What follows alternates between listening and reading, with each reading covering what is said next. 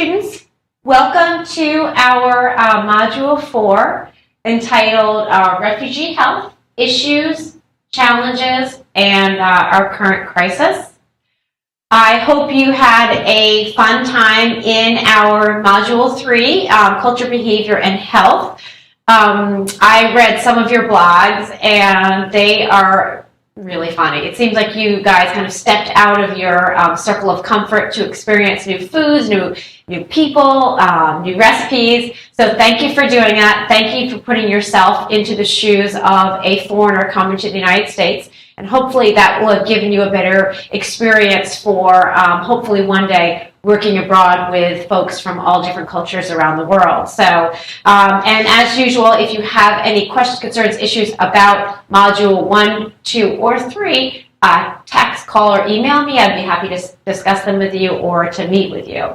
So anyway, without further ado, let's move on to our Module 4. This is always my favorite module, Refugee Health. And as you might remember, I spent 4 years working in Thailand, a little more than 2 of which were in an Indo-Chinese refugee camp.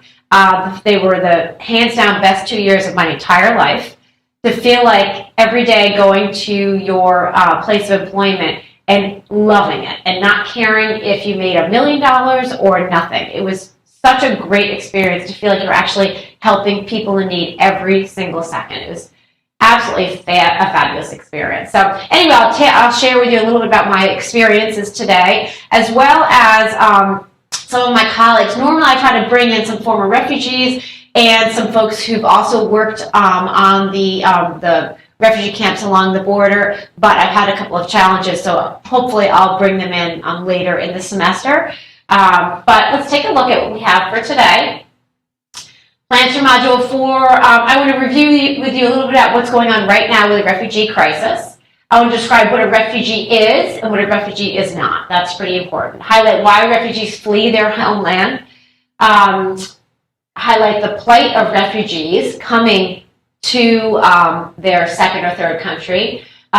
Discuss some of the health challenges faced by refugee populations. And then I want to explore the refugee experience with you. And this is where I was talking about actually going through some of my experiences in some of the camps where I've worked. Phanat Nikhom Indo-Chinese Refugee Camp was in Thailand in a place called Phanat Nikhom in a larger city called Chonburi, about 4 hours southeast of Bangkok. Khalidang Refugee Camp was another one, which is a Cambodian camp on the Thai-Khmer border. And then there are a couple of refugee camps for Burmese folks on the Thai-Burmese or Myanmar border. One is Mela and one is Nupo, and I will go through, just share some extras from those camps. So first I want to talk about what is a complex emergency. So what does that mean?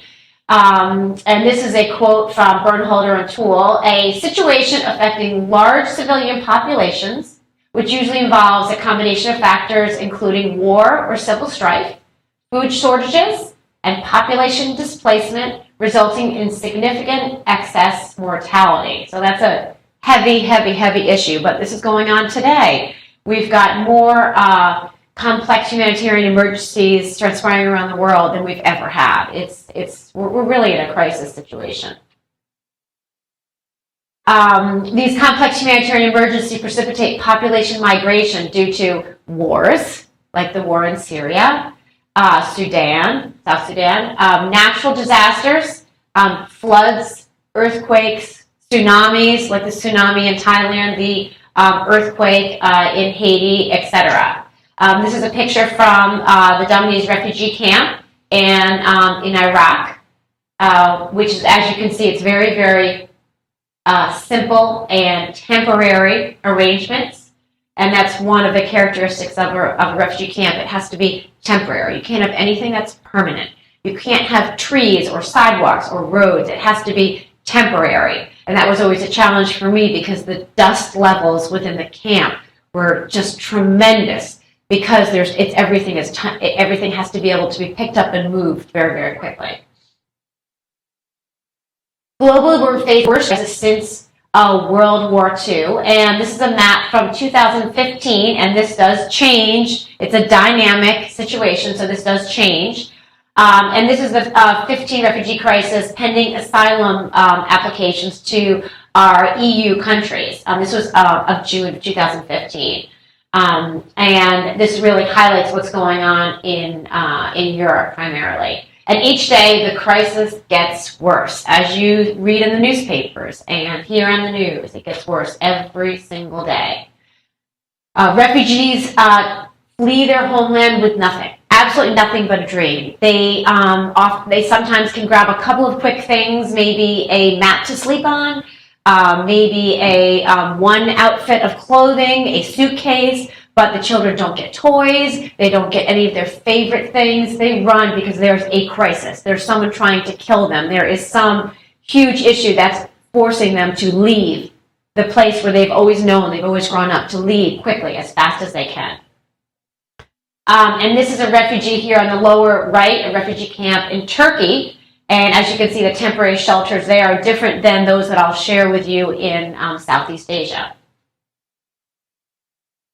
Europe has been disproportionately impacted by this refugee crisis, and this is a map from June 2015 comparing in blue the 2015 numbers with red, blue is 2014 compared with red, which are 2015. Comparing January through June, they didn't have an updated map. I checked this morning, but this is where we are thus far from UNHCR. And as you can see, the numbers are tremendously increasing year over year. And these are only those, that are arriving by sea. And as I said, many do arrive by sea. The migrants pay tremendously high, exploitative, huge amounts of money to these exploitative criminal networks that are sometimes they're called coyotes. But basically you pay them thousands of dollars to transport you safely to somewhere else to flee the virus of the violence. And many times the journey is incredibly dangerous. And as we all have seen on the news lately, these are some ships with folks trying to flee.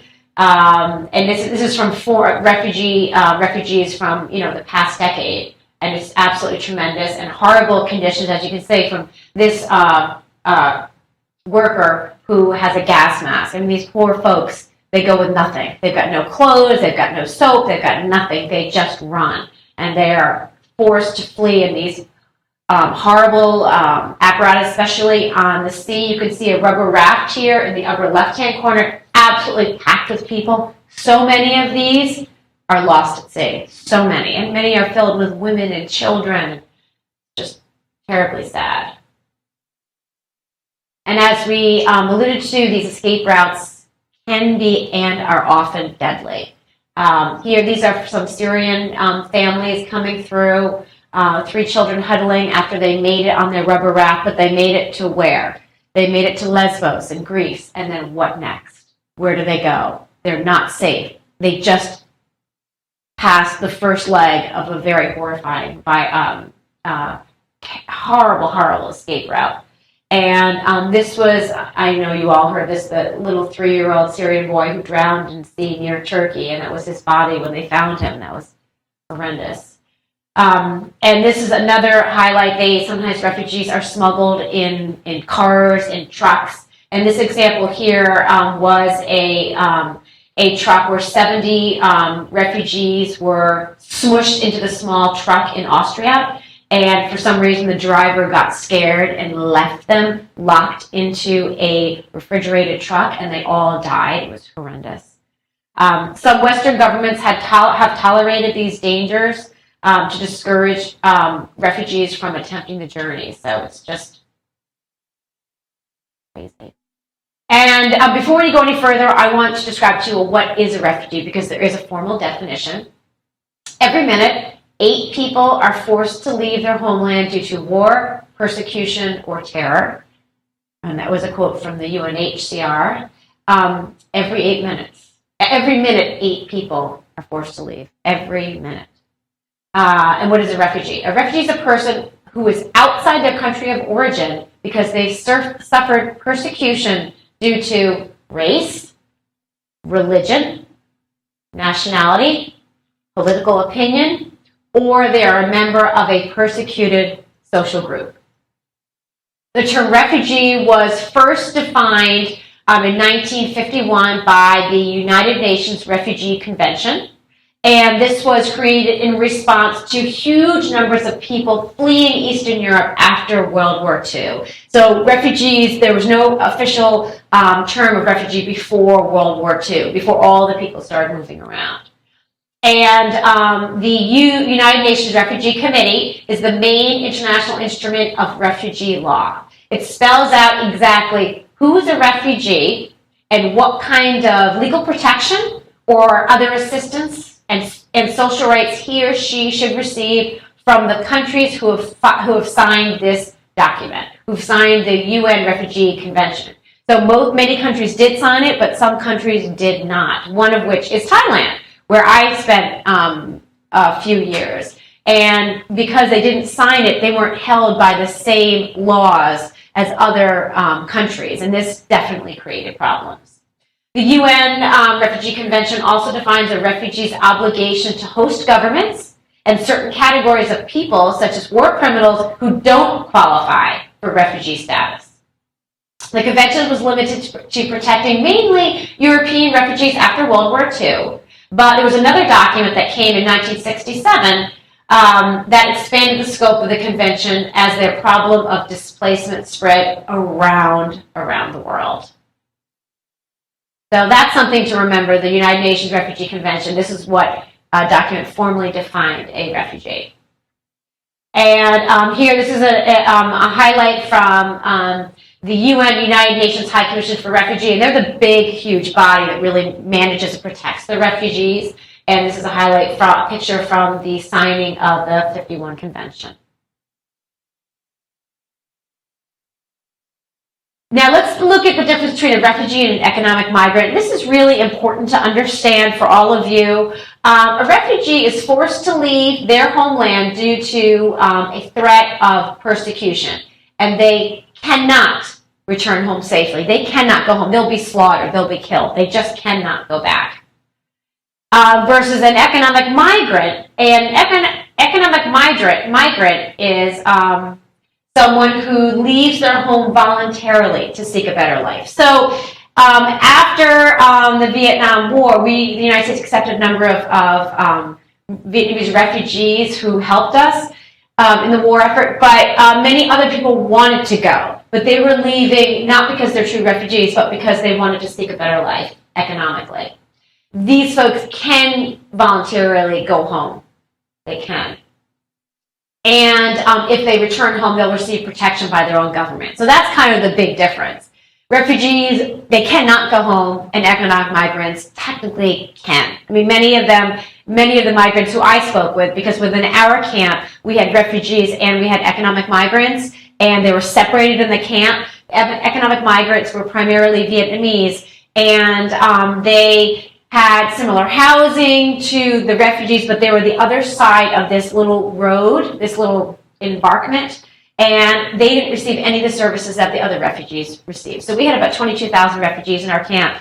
The refugee, or folks, not just refugees, but the formal refugees could go to school. So we had a school there. They could learn work orientation skills, culture orientation skills. They were given food rations and a number of protections. The Vietnamese, who were the economic migrants, could not go to school. They couldn't go to work orientation or cultural orientation. They were given food, but there was some challenges around that. Many times the Thai soldiers would withhold food from the economic migrants. I mean, it was a horrible situation because, once again, Thailand didn't sign that 1951 convention. So there were many riots in the camp, and the Vietnamese at one point burnt down their entire their part of the camp because they were so upset they weren't receiving the same services as the formal refugees, and they knew that the refugees would all be going on. Many were going to the United States, Canada, and Japan, and they were soon going to be repatriated back to Vietnam. And repatriated means sent back to their country of origin. So they were being forcibly sent back to Vietnam, and they did not want to go. They were doing anything to not go back to Vietnam. So that was just one. And then there was a big food with the Thai soldiers weren't giving appropriate food to the Vietnamese refugees. And remember, these are refugees held within a camp. There's barbed wire around the camp. There were armed guards around the perimeter of the camp. They could not escape, so they were stuck there. So it was really sad. So those economic migrants had a really hard time. And then another point, until the request for a refugee status has been accepted by the United Nations, a person seeking help is referred to as an asylum seeker. So that's someone who is technically, a refugee, but they haven't received formal refugee status yet from the UN.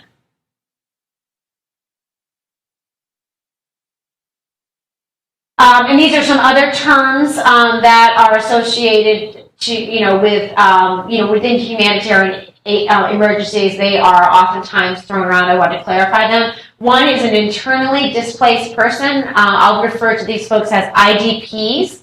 An IDP is a person forced to flee their home for the same reason as a refugee, but they remain within his or her country. They have not crossed the border of that country. They haven't crossed that international border. And unlike refugees, IDPs are not protected by international law, and they're not eligible to receive any types of aid whatsoever. So in Syria right now, we have a number of IDPs. They've been forced to leave the city where they were born, but they haven't left the borders of Syria yet, so they're not eligible for any aid. As the nature of war has changed over the past decades and more internal conflicts replacing wars among countries, the number of IDPs has increased significantly. And as of 2014, 1.66 million people have submitted applications for asylum, and this is the highest level ever recorded. So those are IDPs. So in Syria, we have a number of IDPs, and we'll talk about that in a moment. And then we have another term called stateless. A stateless person, it's very, very sad. We have about 10 million stateless people right now in the world. And this is an individual who's not considered as a national by any state in the world. And so you may say, what does that mean? They don't have a passport, they don't have birth records, what does that mean?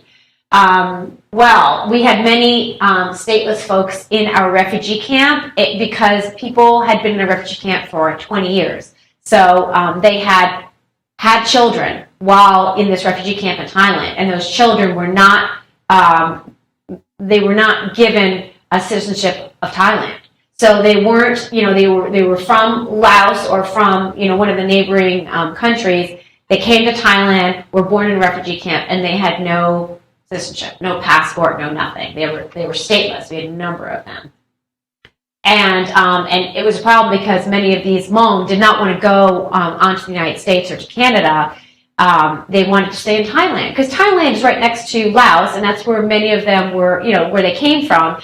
And they could still farm and live as they had in the past. They didn't want to go to America and live in an apartment building and learn how to use a supermarket and the bus and drive a car. They wanted to keep their life as is, so they wanted to stay in Thailand. So many of these people who were born in these stateless folks snuck out of the refugee camp. They escaped, and there are, I think, about 12 or 13,000 people who escaped, and many of them were stateless, and they went to a temple. And there was a temple where there was a very wonderful monk who embraced all these folks and let them live there and set up houses, and farms and things in this rural area in Thailand. And the Thai government was very, very upset. And these folks could have been, they'll just be thrown right in jail because they have no papers. They're stateless. They have no rights. No one can protect them in the world. And it was a big, it was headline news in Thailand for a long time. So citizenship is the legal bond between a government and an individual, and it allows for certain political, economic, social, and other rights of the individual, as well as the responsibilities of both governments and citizenship. And while human rights are generally enjoyed by everyone, select rights, such as the right to vote, may be limited only to nationals. So people who are stateless, even if you're in another country, you'll never be able to vote. So stateless individuals are unable to apply any type of identity documents. They can be detained at any point by the police because they're stateless. So these Hmong in Thailand, they could be thrown into jail for the rest of their lives. They were denied access to education and health services, and they're blocked from obtaining employment. Stateless, this is a massive problem that affects 10 to 12 people. I've seen both definitions worldwide. As I said, the Hmong in Thailand, in Wat Tam, and also Haitians living in the Dominican Republic are also, many of them are stateless. They illegally snuck into the Dominican Republic, and they are stateless. They don't have papers. They're just kind of living there illegally. So we've got IDPs, stateless folks, and we've also got asylum seekers, and we talked about that a minute ago. When people flee their own country and seek sanctuary in another country, they apply for asylum, the right to be recognized as a refugee and receive legal protection and material assistance.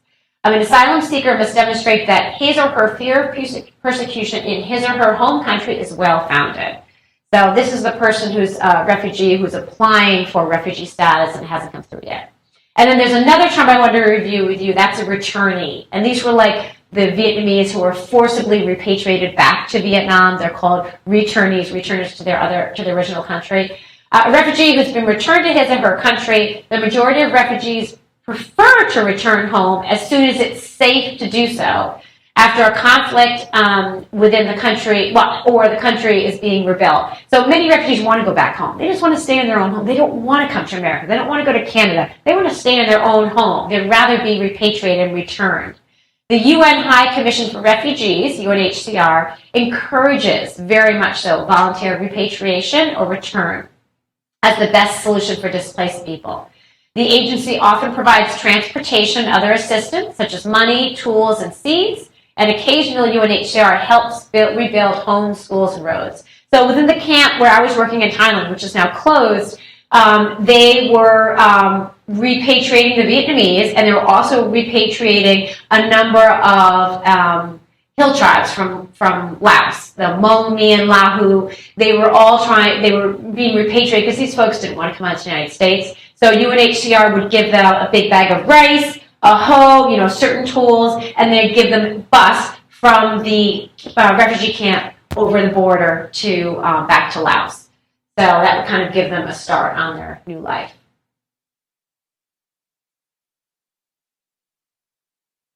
And I want to talk about IDPs today. Iraqi civilians suffered the most new displacement, with at least 2.1 million folks displaced in 2014.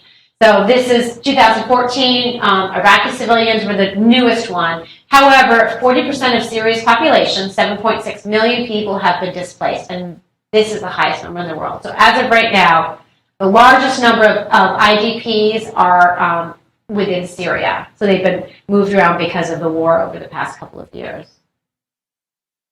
And here's an overview from 2014, the most recent I could find, looking at folks internally displaced by conflict and violence. And you can see here with Syria and Iraq, Iraqis, and all over the world, Mexico, Guatemala, Honduras. We saw a number of these folks. We've heard about them recently in the news. Sudan has been huge. South Sudan and Sudan, a large number of folks moving around due to war as well.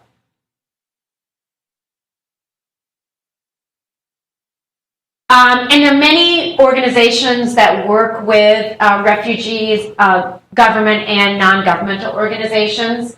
There's religious, there's private, there's all different types of organizations helping refugees. But I just want to go through three. So one is UNHCR. I've been talking about UNHCR, the UN High Commission for Refugees. They ran our camp. They run, the camp, provide the laws, etc. It was established in, after World War II in 1950 to lead and coordinate international action to protect refugees and resolve the refugee population worldwide. The primary purpose of this organization is to safeguard the rights and well-being of refugees. They ensure that individuals can exercise the right to seek asylum, right, to get refugee status, and to find safe refuge in another state, with the option to return home voluntarily, integrate locally, or to resettle in a third country. So these are the three options that UNHCR offers to people who need help. They also help stateless people, and they help with voluntary repatriation, local integration, and resettlement in the third country, and they're headquartered in Geneva, Switzerland. And whereas, many of these UN organizations are. And if you take a look at my former student, she gave a great presentation on her experience as an intern with WHO and also with the UN in Geneva, Switzerland. ICRC, the International Committee of the Red Cross, they were very active in my camp as well. They're a private humanitarian organization founded in 1863. They protect and assist victims of armed conflict under a situation of violence, and they're also in Geneva, Switzerland. And the third is Save the Children. I worked for Save the Children directly when I was in my the refugee camp for 2 years. It's a leading independent relief organization. They work in more than 100 countries around the world to ensure the well-being of children. They respond to any emergency that puts at great risk the survival, protection, and well-being of significant numbers of children.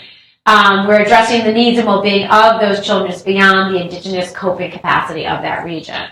So, and if you take a look at their website, Save the Children, www.savethechildren.org, they have tons of jobs available all around the world, and also in their headquarters, which is in Westport, Connecticut. I would stop by there all the time to kind of take a look and see what was going on when I was teaching at Columbia and bring in job opportunities for students. I was always trying to funnel them through because it's a great organization.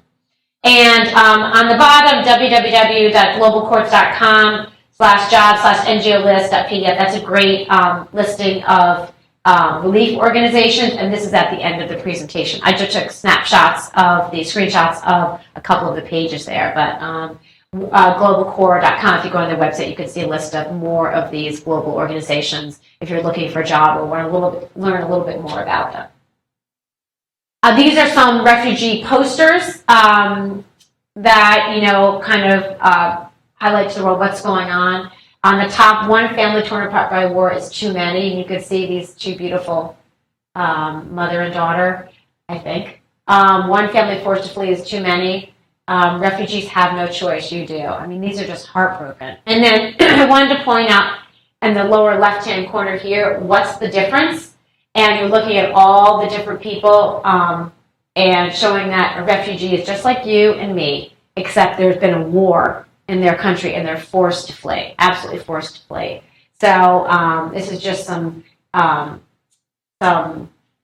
posters created by UNHCR to share with the world, what is a refugee? They're just good people. And this is another one that I love, and I normally do an exercise in class around this. How does it feel to be a refugee? Think about if that was you and your family, if this is you and you're the refugee and you're forced to integrate into New York City or Jacksonville, and how challenging that might be. You come with a different language, a different culture, different foods, different dress, different work skills, different thinking, different time management skills, different personal space skills. Just think about all that, and you have less than 90 days to learn the language, find a house, get signed up for Social Security, get your health benefits going, and get a job to support your family. It's a lot. It's a lot. Why are there so many refugees now? Why so many in this time in our lives? There are national crises exploding around the world. We've got wars in Syria, Somalia, Afghanistan, Libya, South Sudan. There's lower level violence in Central America, Nigeria, Pakistan. There's persecution in Eritrea, Myanmar, the persecution of the Rohingya minority, which we talked about in our first module, from Burma, from Myanmar, and in Bangladesh. They're big issues as well. Lots of persecution. So people are leaving. They're forced to leave. And how do we understand the true impact of war, violence, and persecution? It's like the iceberg from Module 3. You see the tip of the iceberg, but not the huge iceberg, not what's underneath. So when you see a refugee, you may not realize by looking at them, maybe they're smiling, they're dressed in American clothing. You don't understand what they have gone through. And until I started sitting with my students, learning about what they had gone through, how they were running across fields as people were shooting at them, and their husbands were shot, their children were shot, their sisters and brothers. I mean, it's just heartbreaking. And one of the students, I worked in special education for a while when I first got there with pre-illiterate, many of them were pre-illiterate adults, but I had one he wasn't my direct student, he was one of my colleagues, and he was an esteemed professor from Cambodia. And I'm sure you've all heard of what went on with the Khmer Rouge and the tortures in there in the 70s, but this gentleman was, a big professor from a university in Cambodia, and he was captured by the Khmer Rouge, and he was buried up to his neck for a month. And now he can't speak. He is just blank. And everyone, I said, what's the story? What's the background of this young man or woman? And I heard about that story. It was horrible. It was torture that was involved. So there's physical impact, sexual violence, human rights abuses that we can never even understand. Physical impact, death, morbidity, disability due to torture, due to war situations. There's sexual violence, especially for women. Women are huge targets all over the world. They're raped, they're kept as sex slaves. There's just so many stories. They are so vulnerable, these women, just so vulnerable. And sexual violence is oftentimes used systematically as an attempt to undermine the opposing groups. Because if you have a group who's coming in and they're taking all your women and torturing them and raping them, you're more likely to give in. And can also be widespread in refugee settings. And I know in my camp, that was how HIV was first introduced to our refugee camp. It was for some of the hill tribes who were coming to the United States. They wanted to make a call to their families, just try to clarify instructions. And there are no phones in the camp. There's very limited electricity. But there was a phone 30 minutes or maybe about 20 minutes away from the camp. So the Thai soldiers knew this. And so they, oftentimes, it was so sad, the women would provide a sexual favor to go and use the phone. And it was horrible, but that's how HIV was introduced into the refugee camp. You can't even imagine these situations. And there are also human rights abuses that we can go on for hours. It could be a whole class on that. Today, there are 19.5 million refugees seeking a safer place all around the world. The media coverage recently has focused heavily on refugees arriving in Europe, especially Syrian refugees. However, the refugees fleeing other countries as well, including Honduras, Nigeria, Myanmar, which is Burma, and others. Refugees, as I alluded to earlier, they reside in these temporary refugee camps. They're built by governments or non-government organizations, NGOs. The refugees will receive emergency food aid and medical aid. So there's a clinic. So we made sure that all the refugees in the camp received polio immunizations, and which was a challenge in itself because they didn't believe in Western medicine. So that was interesting. And they get food aid. They get a certain amount of rice and sugar and potatoes, I think, depending on the area. They're given certain portions every week and month. They remain in camps until it's safe to return home. They may be resettled in a third country if after several years the country decides it will never be safe to return home. And most refugees are never resettled. They're never resettled. Refugees are always at risk for disease, child soldier recruitment, terrorist recruitment, physical and sexual violence.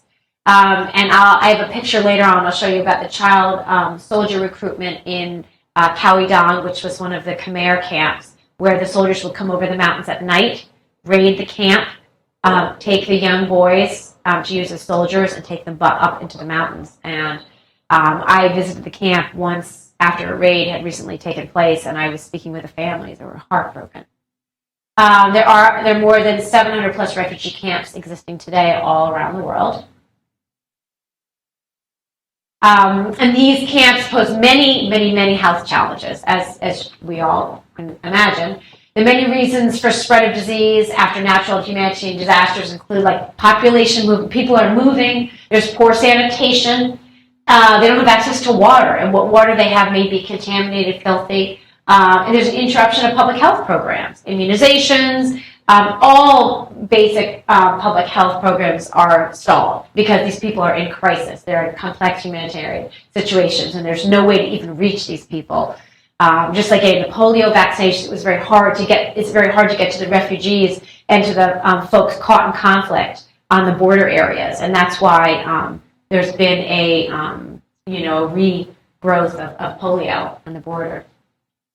The camps are cramped, and they're very, very basic, very simple, and with very little clean water. So diseases and epidemics can transpire very quickly. Cholera, measles, meningitis, tuberculosis, polio, it can hit a camp, within a very short amount of time. And there also is a constant struggle to keep warm, to keep cool, to keep dry, to keep fed in temporary shelters. And I remember one experience, we were not allowed to go to the homes of the refugees, which is smart as a volunteer. However, I would sometimes sneak in with some of my students, and especially to see some of my students who had special needs.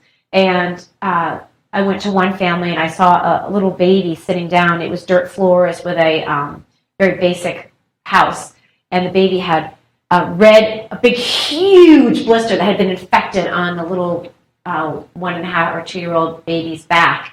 And I said, "What happened?"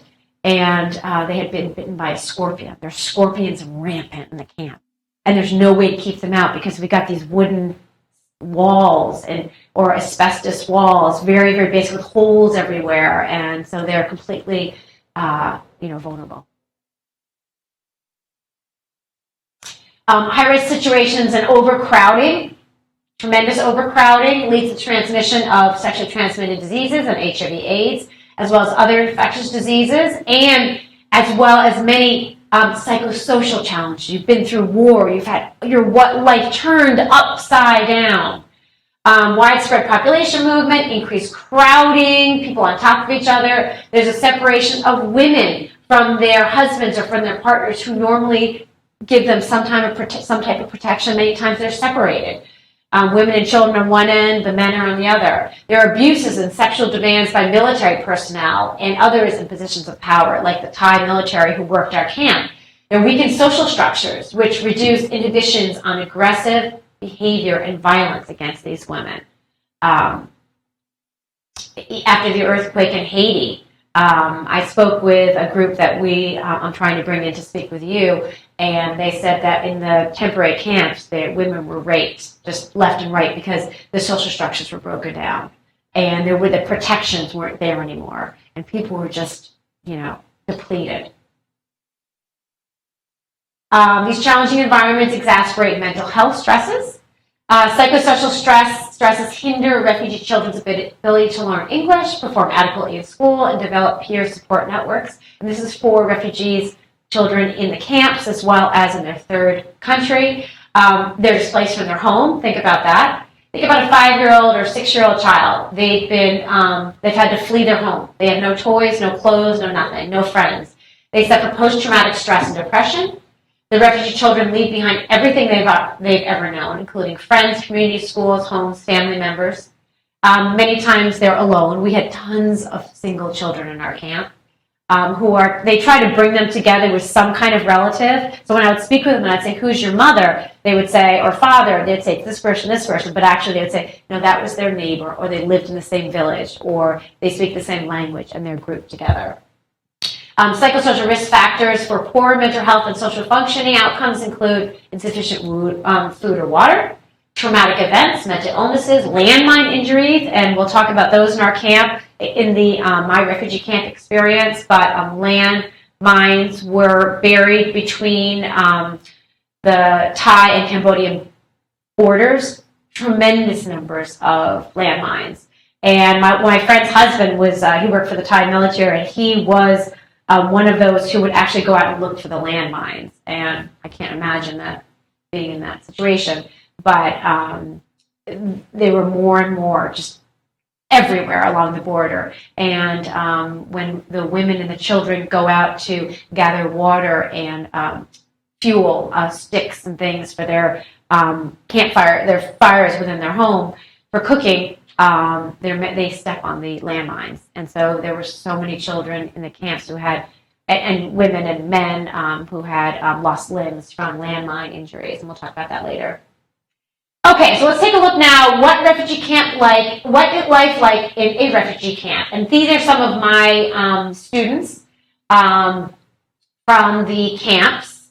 These little girls here were so adorable. This is from their school, and they were just so happy and smiling. They loved to go to school. So let's begin with my Indo-Chinese refugee camp in Thailand.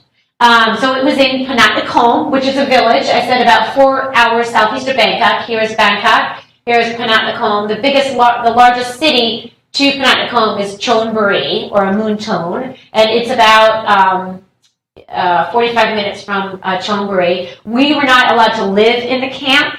We were bussed in every morning, and it was about 35-minute bus ride from where we were staying to Phanat Nikhom.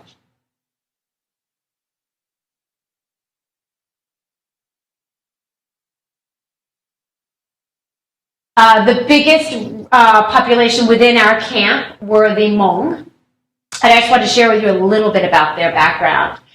In the 60s, our CIA Special Activities Division recruited, trained, and led the indigenous Hmong people from Laos to fight against the North Vietnamese army intruders into Laos and help us during World War II. And they were incredibly powerful.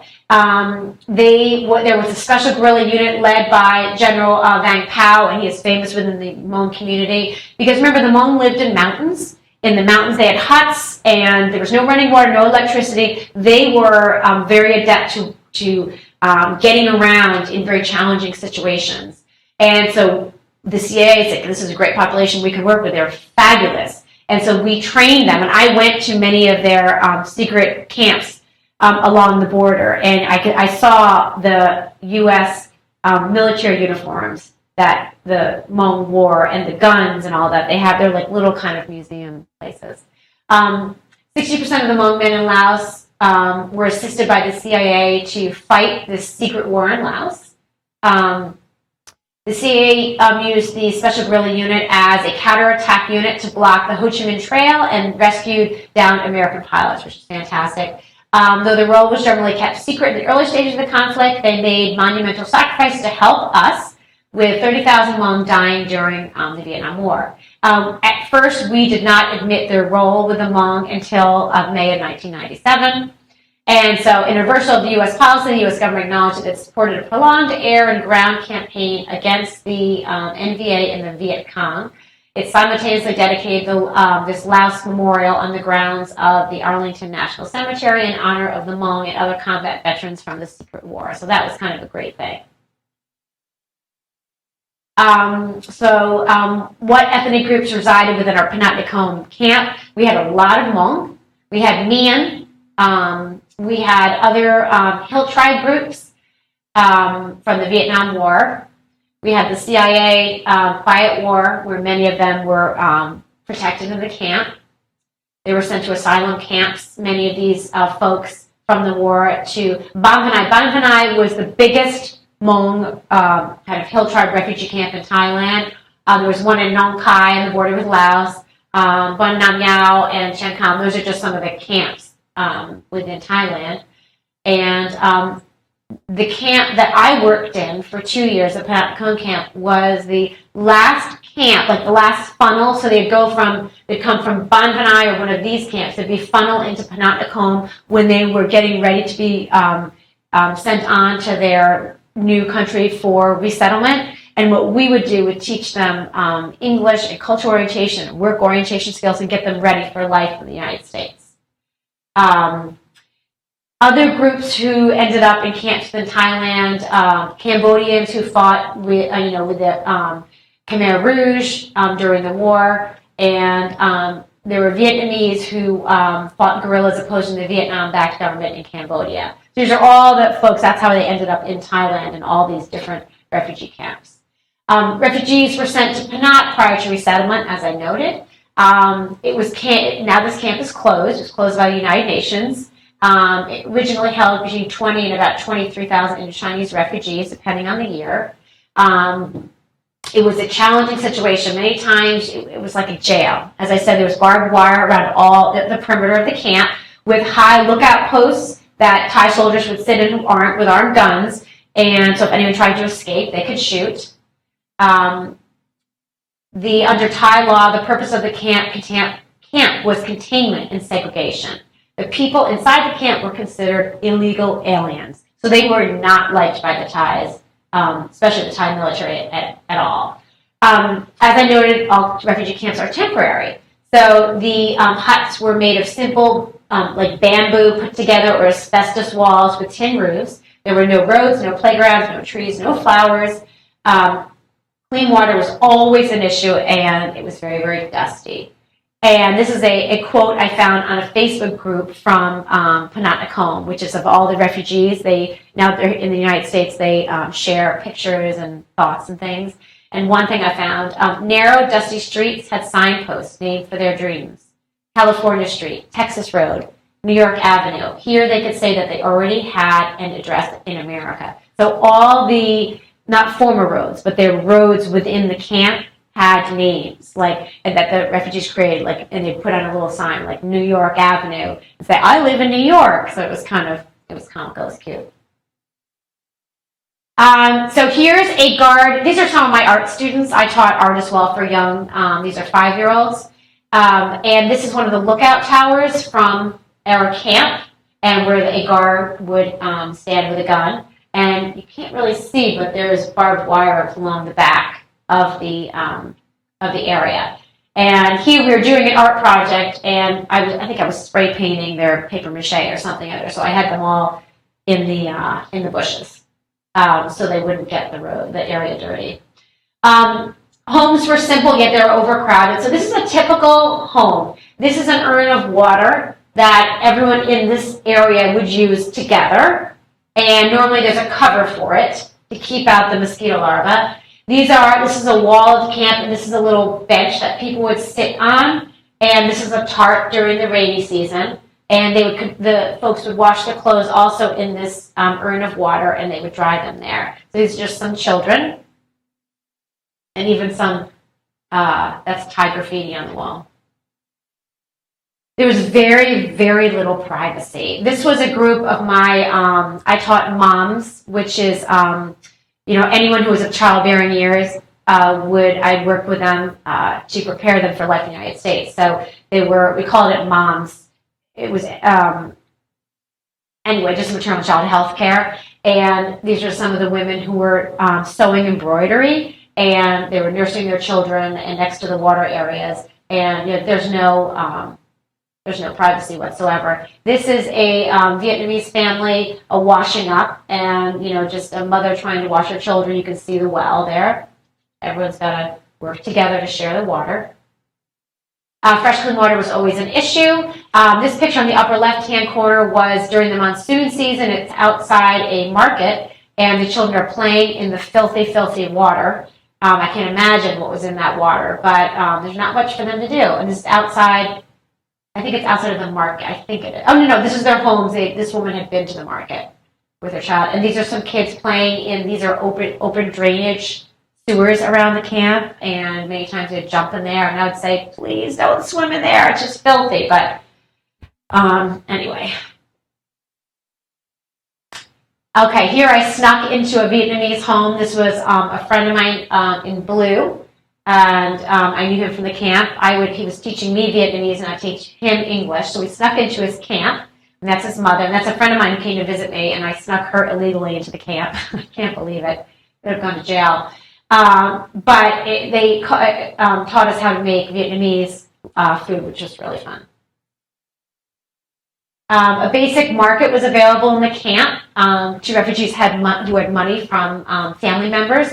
And this is another volunteer who was with me in the camp, and we were going, and it's like their tarps and their stalls on either side. And then in the lower right-hand corner, these are some, I think they're Cambodian women who would buy food at the market and then sell it to people on the streets. So I'd often pick up fruit here.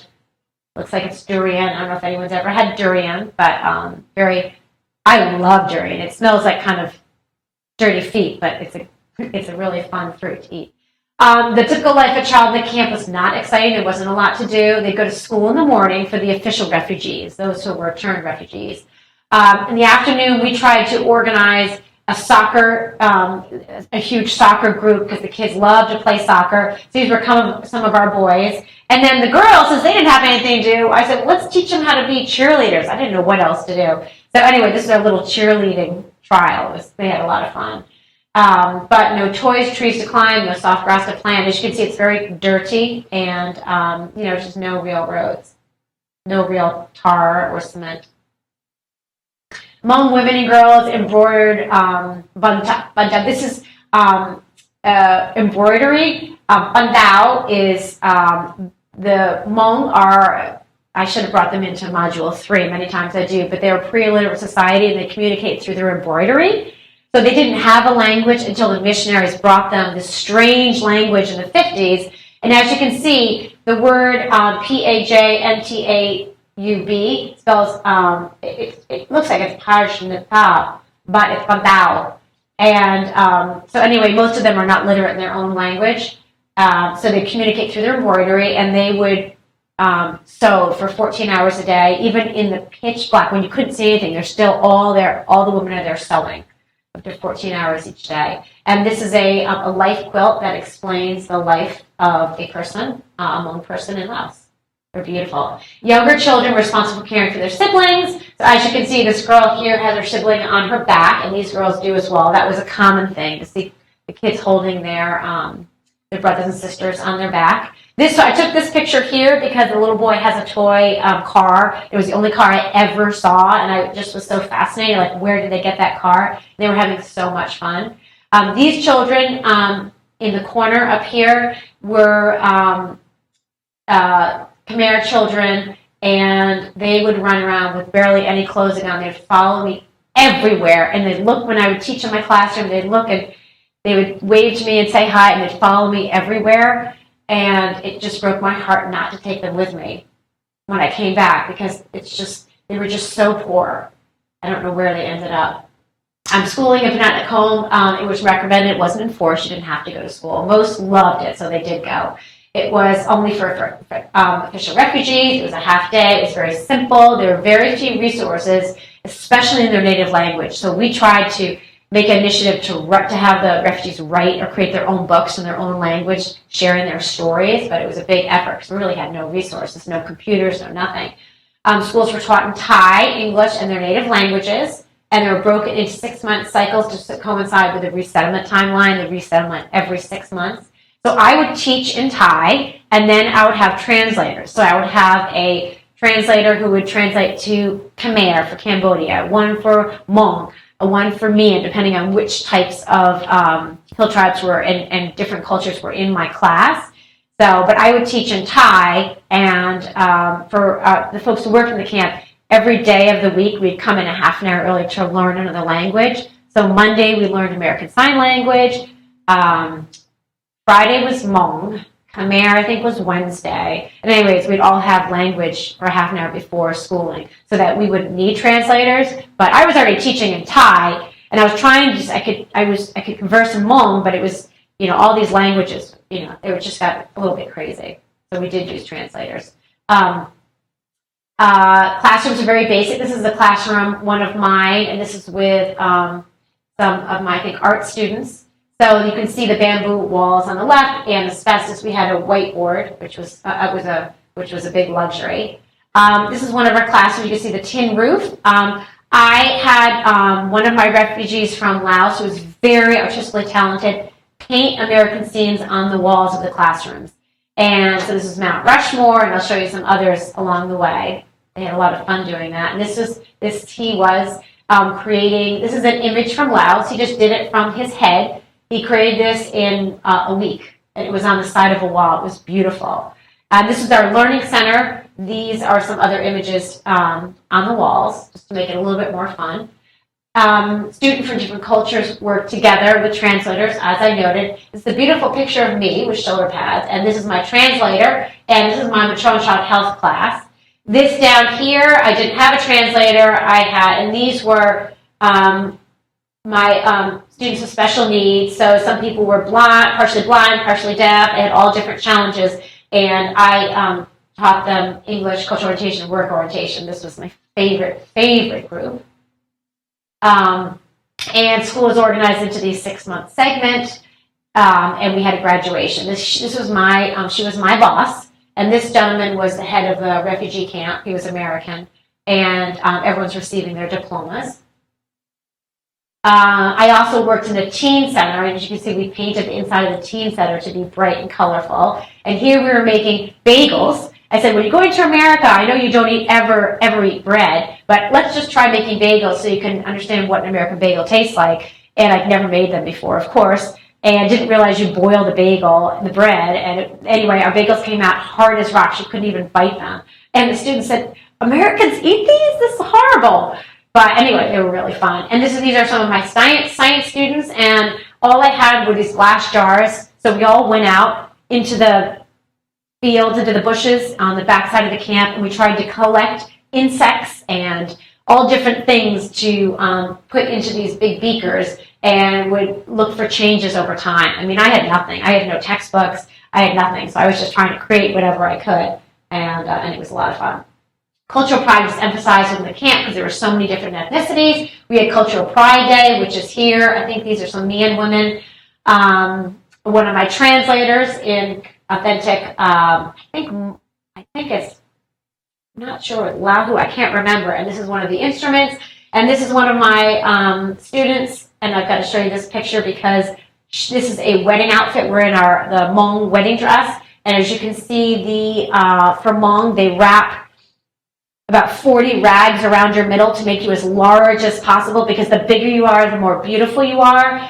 So I said, this is the ugliest picture I've ever seen. And they said, oh, you look beautiful, just like a Hmong bride. I can't say I look beautiful here, but it was a fun experience. These are refugee camp teachers, and this is just within Thailand, of course. These are some of my Thai colleagues, and most of them they were very smart. Most of them had bachelor's, a couple of them had master's degrees. We received weekly teacher training, skill sessions, and language classes, as I alluded to, one language per day. And most of the leadership in the camp were expats from Australia, America, or Canada. And they were often disconnected from the camp, so they really didn't know what was going on. The issues that were faced among the Thai teachers and the refugees it was very difficult to share those with the leadership because they were disconnected. They had their own meetings, they lived in these fancy homes, and didn't really understand the issues of the people in the camp. And it was it was such a huge issue that there was actually a big strike with the Thai workers in the camp, and I also participated in the strike because there was just such a disconnect. And this oftentimes happened with foreigners who come in and think they know how to run and manage situations in another country, and they really don't. So that was a big issue. We also had a preschool there with Save the Children, and because many of the parents will be working when they come to the United States, it's like a simulation of a child care center. When the parents were in school, the kids came here. And they were taught about American culture and health and hygiene. Here they took naps. The kids are learning to brush their teeth here. They would take a shower here. It was really, just to teach them some American culture. And we had culture and work orientation programs targeting teens and adults to prepare them for the U.S. workforce. There was a factory simulation to learn how to put together a functioning light bulb, and it was just looked like a real factory where everyone was doing one piece of the puzzle. And we also had cultural orientation to teach them how to understand American traditions, how to go to a food store, and they were revolted by the fact that they can't go to a market and buy a pig and then kill the pig for dinner that night and it would be fresh meat. They could not understand that they would go to a supermarket and see a piece of meat that had been there for maybe a week that was covered in plastic, and that they would be eating that. They said, Americans, they eat rotten food. We're not going to do that. I mean, it's just a very different culture. I also shared with them, family planning, which they'd never been exposed to, which is also very interesting. They live out in the mountains, and they could have 11 or 12 children, and maybe 4 would not make it to age 5. So they never really thought about family planning, but they would have to in the United States.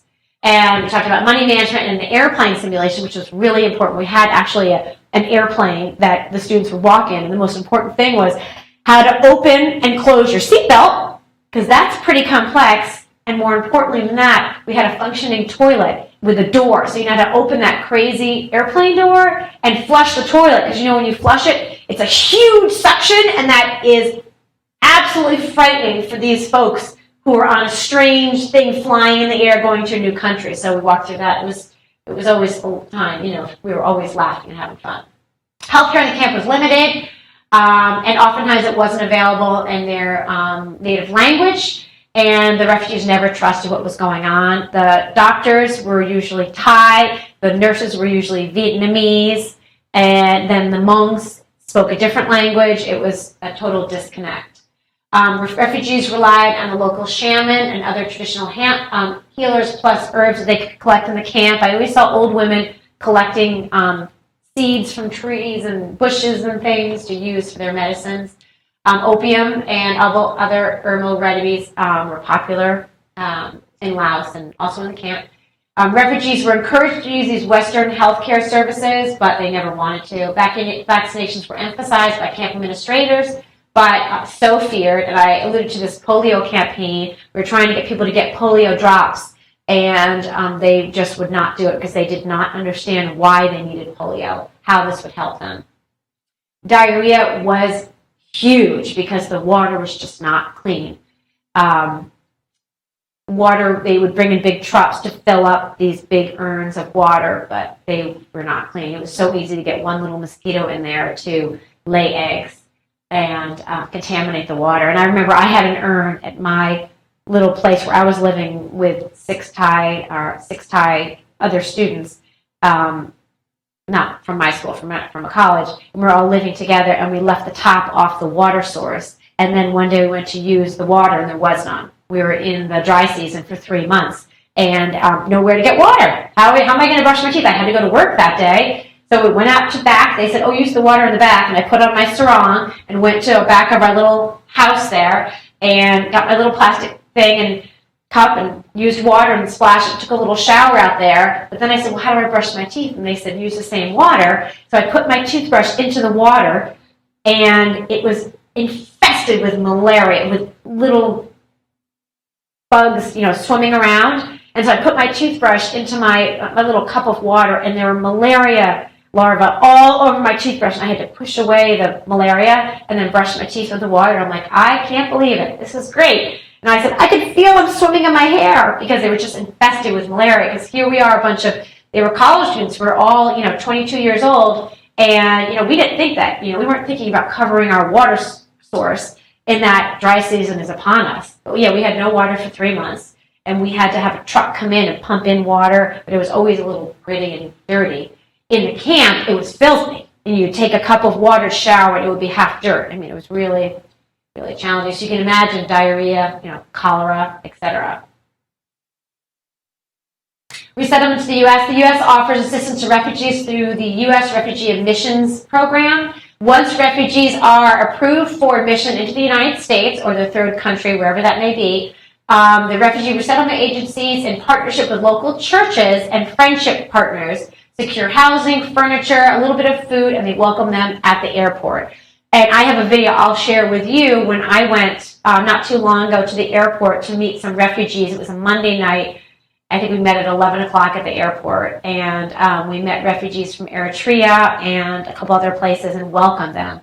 And so I'll share that with you. But some of these refugees resettlement organizations like World Relief here in town and Lutheran Social Services, they'll find and secure apartments and put in some basic furnishings and a little bit of food so that when the refugees come, they have something just to start their new life. So I always say to my colleagues and my friends, if you have anything, don't send it, don't throw it away, don't give it to Goodwill. Bring it to World Relief or Lutheran Social Services, because there they can really, really use whatever it may be. In Florida, refugees are guaranteed 3 months of housing. That's it. 3 months to get their life going and get a job and an income to pay rent.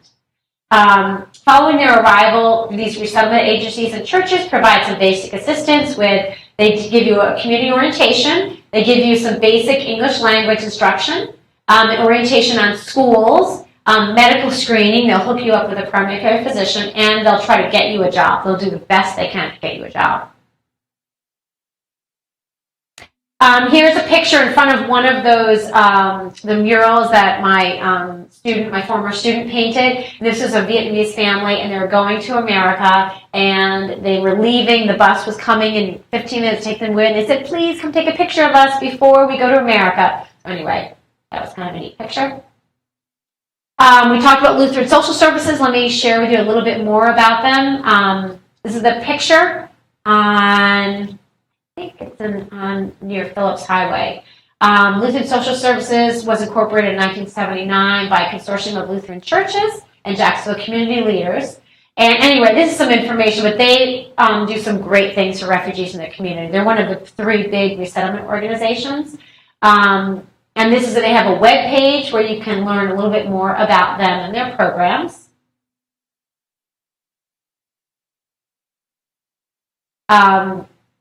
Resettlement agencies try to teach life skills classes, and by that I mean, like we were talking about in Module 3, cultural issues, how to adapt to U.S. culture, how to give eye contact, what does the body space movement look like, how close can you get, or how far do you need to stay from someone, do you use hand movements, like in Thailand. In America, when you want someone to come quickly, you say, come here. In Thailand, that's the rudest thing you can do. You say, maleo, maleo, maleo, maleo, like that. It is so rude to do this, which I learned very quickly. It's like putting your middle finger up. So we try to teach the refugees or the life skills how to get along in American culture. And this is learning how to eat and talk and share in America.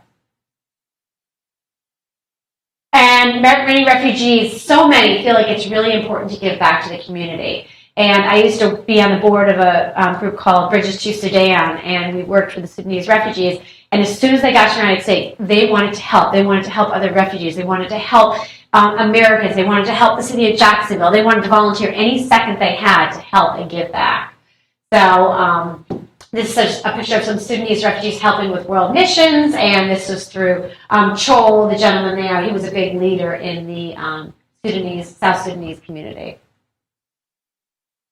And this is Bridges to Sudan, that now is defunct. This was our leader in the front, Sharon. And she unfortunately developed 2 brain tumors. It was really sad. She devoted 150% of her life to helping Sudanese refugees. And she would email me and call me and say, oh my God, goodness, this one young woman needs to get to the doctor. She's whatever it may be. Is there any way you can run and pick her up? I mean, it was just day to day. She gave more than 100% of her life to helping these folks. And these are some other Sudanese refugees who are resettled on the south side. Okay. Now, let me quickly check the time here to see how we're doing. Okay, I'm going to quickly try to go through Khao Dang, which is a refugee camp on the border of Thailand and Cambodia. Now I'd just like to share with you a little bit about some of the other refugee camps that I visited while I was in Thailand and around the area of Burma. This is called the Khao Dang camp. It's a Cambodian refugee camp located on the Thai-Khmer border. It was established in 1979 and housed at one time 79,000 Khmer refugees, and Khmer is from Cambodia. It was closed in 1993, but I had the opportunity to visit there a number of times on various assignments and speak with the refugee experience. A picture of the thatched roof on the lower right is the camp security checkpoint where visitors had to show their UN passes to enter. It was a difficult process to get through. They asked you a number of questions in Thai. They were not friendly. They never smiled, and it was always kind of sketchy to get in there. Would I get in or not? We never knew. So it was I think it was a 4.5-hour drive, and I never knew if I'd actually get into the camp or not. This is the front, and you can see the dry, dusty roads. Once again, refugee camps are temporary. There can't be any formal roads. Everything has to be broken. If it should be able to be broken down very quickly if need be. This camp was located on the border, and there were mountains on the border. And in the evenings, the rebels would come down from the mountains and enter the camps and steal children for to serve as Thai soldiers who could carry munitions up into the mountains. So the parents were always very nervous about this at night. They felt like they were incredibly vulnerable, stuck in this camp, but they couldn't leave, but they also had no real protection, and they knew that the guards didn't like them either. And this is the fear from the mountains. It's a closer picture of the mountains with a couple of houses. These are typical houses with banana leaves and palm trees in the area. You can see how close the mountains are and how fearful these folks were. And the day we had visited, the week before, there had been a rebel attack where they were taking people out at night. So the families were very eager to share their stories, how scared they were. The camp resembles a small town, 79,000 people, so it kind of has to function as a town. This is a picture of a playground that I took, made from old tires and bamboo poles. The tires were cut into seats for the swings and for a little obstacle course within the camp. The swings were strung with old, pieces of rope. It was certainly not very secure, but the kids loved it. And once again, you could see how dry the area was. The camp housed schools that taught in their native language, which was great. It's in Khmer. This was a picture of the special school, one of the special schools within the camp. And I met with a number of teachers there, talk about their lesson plans. They even had a dental clinic within the camp. And if you can see, there's a sign in the middle of this picture with a big smile on it. And there are 2 urns of water that they used for their little dental clinic. But it really was a functioning society. They had the dental clinic, the hospitals, they had a barber, a local barber as well. They even had a zoo. This is the park and zoo, and this was the dry season when I visited, and there were some very, very hot, dirty, thirsty animals in this zoo. But and it was a pretty big zoo for a little, for the refugee camp. Landmine education was always emphasized. This was a health education poster that was on the side of one of the areas of the camp. It was painted onto a bamboo thatched material, and it was in Khmer and also English. It was highlighted, the importance of their landmine awareness program. And this was created by IRC, the International Rescue Committee. Landmine education was taught in the schools to the children in their native language. These are some of their health education materials that they used in the schools. The first one with the green pictures, they're pictures of all different types of landmines. The bottom as well, different types of landmines, because these are all hidden on the border. As the children go out and collect water and firewood, as I've mentioned, they were always aware of landmines in the ground, but they're very, very hard to see because some are small, some are big. And this is a picture of a teacher sharing a brochure of highlighting the landmines and where they're hidden. There were a couple of clinics in the camp. This one that I took pictures of was from the ICRC, the organization that we discussed in the beginning of this presentation. They set it up, and it was primarily for victims of landmine. They had a whole prosthetic arm where people could be fitted for legs and arms as needed.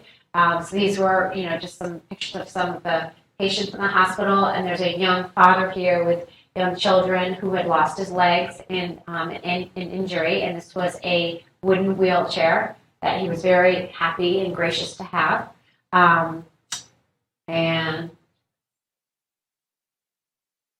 Okay, and that's the end of the Khao Yai refugee camp, the Cambodian camp. I also wanted to share with you a camp on the Thai-Burmese border. There are actually a couple of camps there. So let's take a look at them now. These are some of the Burmese. A couple of these children are Burmese, the center one. Myanmar, or Burma, as Myanmar is the new name, is located in Southeast Asia. It is next to Thailand, next to Laos, China, India, Bangladesh. The Burmese camps, there are a number of them on the border. You can see from this map, yellow, the border. You can see the red are the camps, and the circles indicate the size of the camp, population size. Mesot is a camp Mesot is the village, and that's, I had applied for a job there and went to spend a week there in Mesot, which is a tiny little village on the border. It was beautiful, beautiful place. In Mela Refugee Camp, the houses are all on the side of a mountain going up, and they're all made of thatched wooden roofs.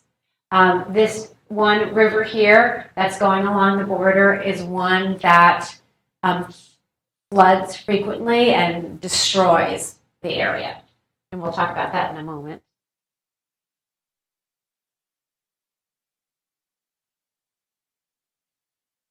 Sorry about that. Oops. Here we are looking at the map again. Mela is another refugee camp.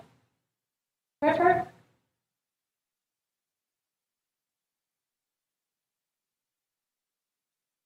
Okay, who are the Burmese? I was asked a couple of years ago to do a presentation to educators in Duval County, trying to describe to them who are the Burmese and how can they work better as educators with the parents and the children.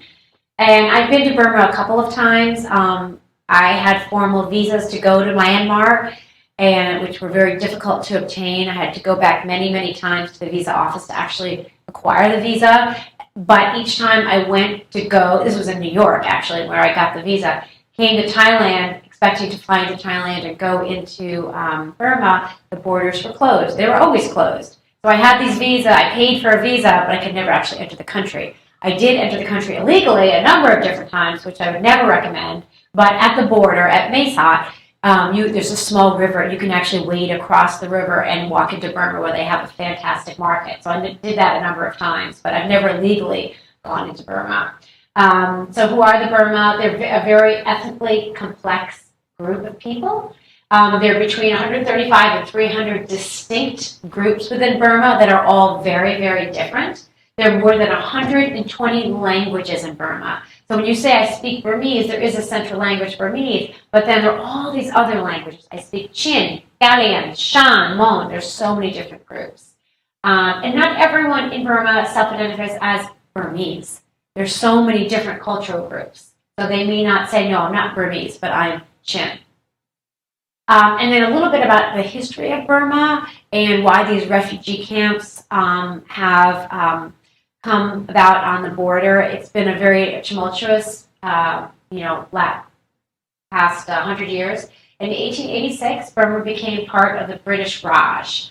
In 1948, Burma was finally granted independence from Britain. In 1962, there was a coup led by a new socialist government.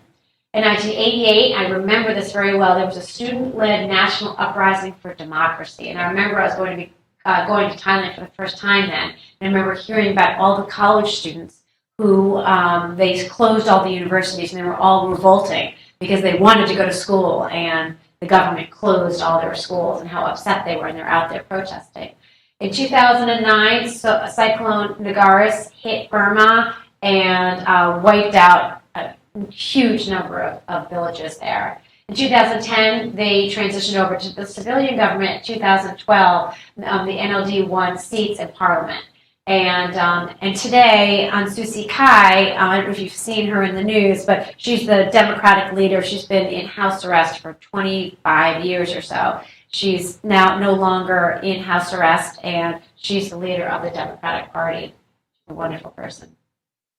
In Burma, and on the camps along the border, there were 9 camps. They're primarily Karen, Galian, Galeni, Mon, and Shan. And these are some of the larger ethnic groups within Burma. The families started coming in the 80s in reaction to all the issues going on in the 80s within Burma. The refugees within UNHCR reported that there were more than 85,000 refugees formally registered. And in June 2012, the feeding figure for the 9 camps, how many refugees that they were noted, living in the camps was 100 and almost 136,000 folks in those 9 camps. This is the Nupo refugee camp on the border.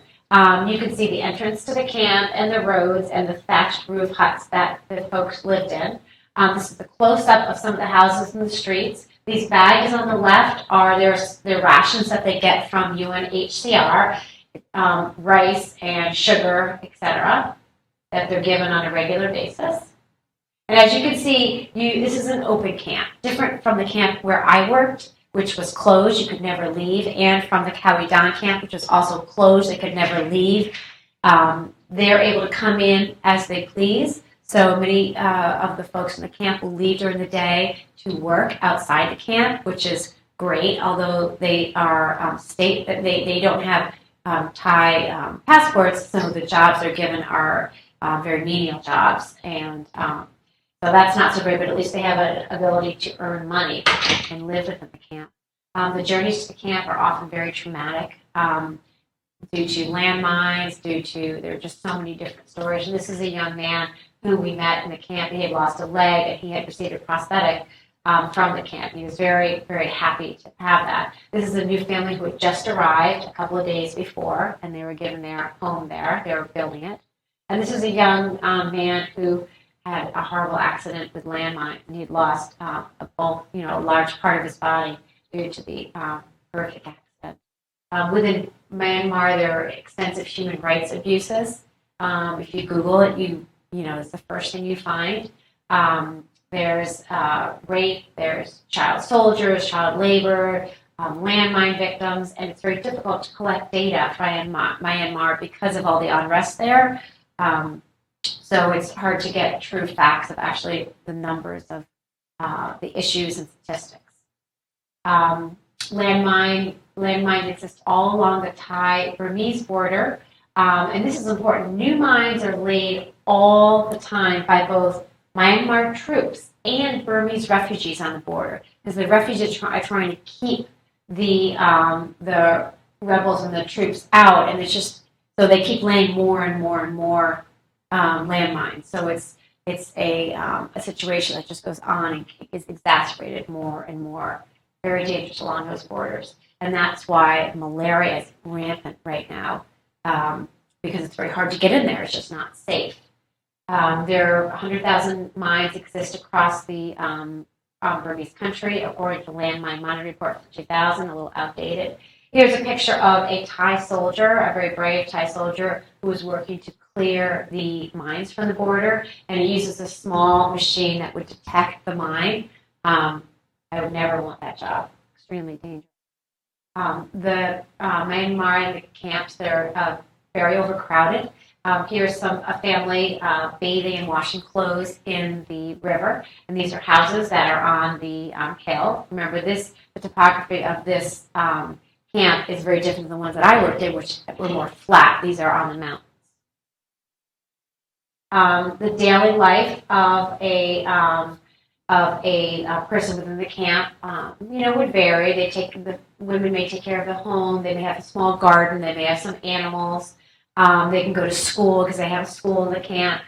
This is the inside of a typical Burmese home within the camp, made of bamboo. And this is actually a friend of mine's husband. They lived in the camp for a couple of years, and they actually built this home they lay the bamboo, and then this is their stove. So it's a typical cooking stove. This is like the stove in their house, and it's a cement pot that houses fire, and on top of that is their wok, and they cook in that wok. That's their main pot. Their wok, and then two soup bowls, and then a rice bowl as well. It's not safe in the camps.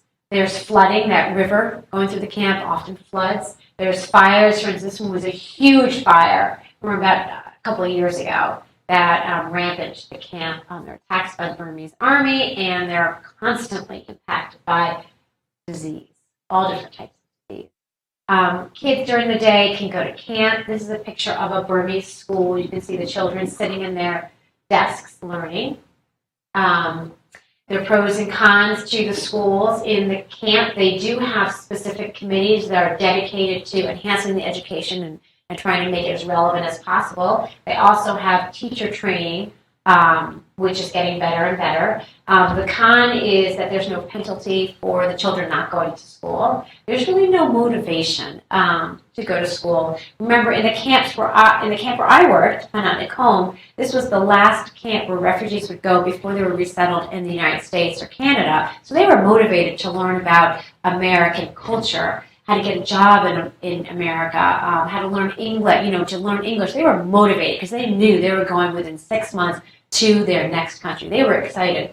These folks are not going on. They may not be going on to another third country. This may be their life. So they're not as motivated. Remember, they're out there working, they're living and we're getting jobs in the villages around the camps. And so they're just not as motivated to go to school. It's very low resource, and they're very overcrowded, very overcrowded.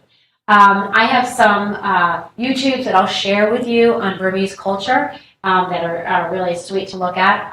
I won't share them right now. And then for the resettlement of the Burmese refugees to the United States, UNHCR began resettling Burmese refugees in Thailand in about 2005, excuse me. UNHCR uses contractors to resettle refugees. The industry of IOM, I'm blanking on what that is. They resettle, I'm blanking on the acronym terms. They settle the Burmese. And refugees can apply to the U.S., Australia, Norway, and Canada. Those are the 4 areas where Burmese can resettle. And we have a huge number within Jacksonville. There's UNHCR helps to interview the refugees, provide a general orientation, a medical checkup to make sure that they've had their vaccinations, and they'll transport them as well over the border to the plains. And then there are a number of resettlement scams where unscrupulous folks will go into the camps and say, if you pay X amount of money, I will give you a shortcut to get to the United States or to Canada. So the refugees, very vulnerable, will pay a great deal of money to these people, and they will disappear and not receive anything. That's a huge scam in place. And there's a big education program to make the folks aware that these people are not truthful in their intention. They're just going to steal their money, but there's always that hope, that glimmer of hope that maybe they can get out quicker. So that's a big, huge issue. One thing I also want to say about the refugees to the United States, refugees have to pay for their own plane ticket to the United States. So they will oftentimes have a bill of $1,800 per person in the family, and the refugees will have to pay for that. And most of them do pay back every cent of that flight. So we don't give them the flight. We just let them borrow money for it. And then these are some relief organizations. I alluded to these groups earlier today. Organizations that work with refugees. We've got CARE, Catholic Relief Services. They were very active within my Phanat Nikhom Camp, and I had a number of friends work for Catholic Relief Services. Doctors Without Border, Food for the Hungry International, ICRC we talked about already, Interaction, Hunger Plus. Oh, International Organization for Migration. That is IOM. Sorry, that's the organization that works with the refugees as well. International Rescue Committee. They're also active in my camp. They've got an office in New York City. They've got tons of job opportunities. Mercy Corps, Oxfam, Refugees International, Refugee Relief International, Save the Children, the organization I worked for 2 years in Phanat Nikhom. The Office of U.S. Foreign Disaster, UNICEF, UNHCR, U.S. Committee for Refugees, and World Vision International. These are just some of the organizations that work with refugees.